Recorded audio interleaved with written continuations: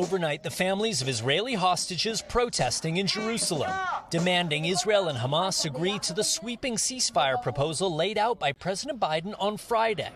It's a roadmap to an enduring ceasefire and the release of all hostages.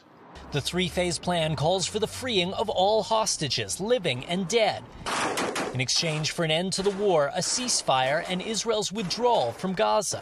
Hamas says it views the plan positively, but has not yet given a formal response. And while the U.S. says it's an Israeli proposal, Prime Minister Benjamin Netanyahu has not endorsed it publicly, saying ending the war before Hamas is destroyed is a non-starter. While his far-right allies threatening to topple his government if he agrees to the deal. The Israeli leader also accepting a bipartisan invitation to speak to a joint session of Congress for the first time in nearly a decade.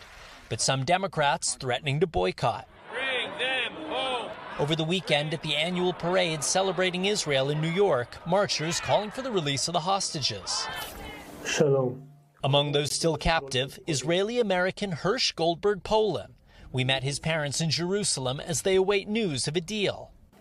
I certainly pray and hope, and I am optimistic, but I am nervous, I'm frightened, and I also just know you cannot count your hostages until they're home and you're hugging them. What is your message to the leaders of Israel, to the leaders of Hamas? I would beg the leaders to act like leaders.